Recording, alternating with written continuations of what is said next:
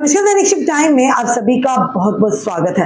Article 370 के खत्म होने जाने के बाद केंद्र सरकार का एक बड़ा फैसला यानी कि मोदी सरकार ने एक बड़ा अहम फैसला लिया। वो फैसला क्या आपके समक्ष रखना चाहेंगे। भारत सरकार ने जम्मू कश्मीर के लेफ्टिनेंट गवर्नर की शक्तियों में विस्तार करने का फैसला किया, यानी और शक्तिशाली होंगे एलजी मनोज सिन्हा। केंद्रीय गृह मंत्रालय की ओर से जम्मू कश्मीर के उपराज्यपाल की प्रशासनिक शक्तियों का विस्तार किया गया, उन्हें बढ़ाया गया है। उस शक्तियां को कौन सी शक्तियां बढ़ाएगी वो भी बताना चाहेंगे। इस बदलाव से एलजी को पुलिस सार्वजनिक व्यवस्था यानी पब्लिक को लेकर और साथ ही साथ अखिल भारतीय सेवा के मामलों पर अधिक अधिकार मिल गया। इन मामलों पर पहले एलजी को वित्तीय विभाग यानी कि फाइनेंस डिपार्टमेंट से मंजूरी लेनी पड़ती थी, पर अब अनुमति लेनी होती थी, लेकिन अब ऐसा नहीं होगा। इसके साथ ही तबादलों और पोस्टिंग से संबंधित फैसले भी एलजी के अधिकार क्षेत्र में आ गए हैं। बता दें कि 5 अगस्त 2019 को जम्मू कश्मीर को विशेष दर्जा देने वाली अनुच्छेद 370 को हटा दिया गया था। उसके बाद जम्मू कश्मीर को 2 यानी कि केंद्र शासित प्रदेशों में विभाजित कर दिया गया था। गृह मंत्रालय की ओर से शुक्रवार को अधिसूचना जारी करके कहा गया कि जम्मू कश्मीर पूर्ण गठन यानी कि रीऑर्गेनाइजेशन अधिनियम 2019 की धारा 55 के तहत नई धाराएं जोड़ी गई हैं। ये धाराएं उपराज्यपाल की विस्तारित भूमिका को परिभाषित करती हैं।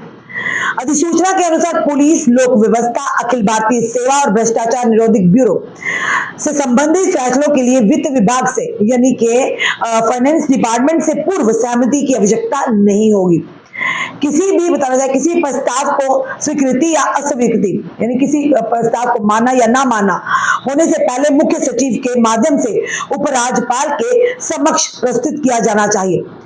यानी कोई भी अगर काम है किसी की भी अगर जिसकी सहमति या नहीं देनी है, सहमति देनी है या नहीं देनी है, प्रस्ताव अगर कोई रखते हैं तो उसकी सबसे पहले जो उपराज्यपाल के जो महासचिव है यानी कि चीफ सेक्रेटरी है उन्हें उन तक समक्ष उनके प्रस्तुत करना होगा। उसके बाद वो एलजी मनोज सिन्हा के समक्ष रखेंगे।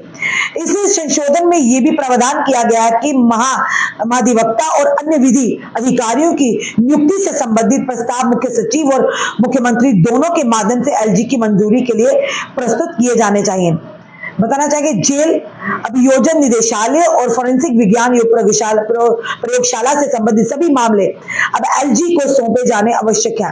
केंद्र की ओर से यह कदम 2019 में जम्मू कश्मीर के यहाँ के प्रशासनिक व्यवस्था और भी बेहतर करने के व्यापक प्रयास माना जा रहा है। बता दें कि ऑनरेबल सुप्रीम कोर्ट की संविधान पीठ ने निर्देश दिया है कि जम्मू कश्मीर विधानसभा के चुनाव 30 सितंबर 2024 से पहले करवाए जाने चाहिए। इस निर्देश का उद्देश्य है क्षेत्र में लोकतांत्रिक शासन की वापसी को आसान बनाना है। हाल ही में किए गए संशोधन जम्मू कश्मीर में प्रशासनिक निर्णय लेने के तरीके में महत्वपूर्ण बदलाव को रेखांकित करते हैं। एलजी के पास अधिक अधिकार केंद्रीकृत करके प्रदेश के प्रशासन को बेहतर करने का प्रयास है। ये बताना चाहेंगे ये केंद्र सरकार का एक बड़ा फैसला है। धारा 370-35 के निरस्त करने के बाद ये ऐसा फैसला जो कहीं ना कहीं बताना चाहेंगे कि जम्मू कश्मीर के उपराज्यपाल की शक्तियों को बढ़ा देगा।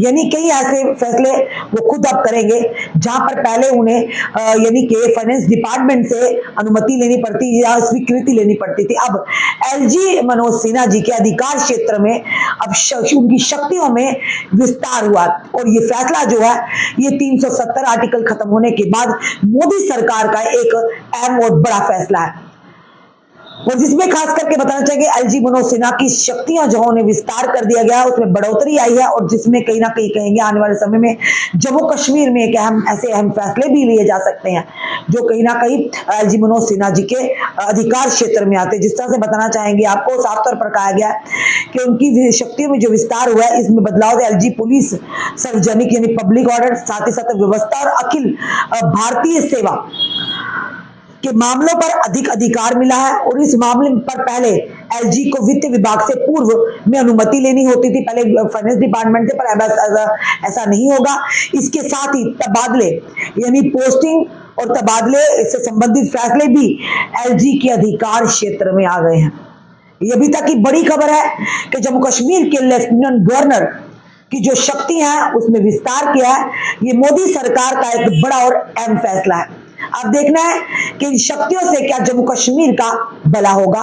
वो काम होंगे जिससे पहले एलजी मनोज सिन्हा जी को फाइनेंस डिपार्टमेंट से जाकर अनुमति लेनी होती थी, अब वो ऐसा नहीं होगा।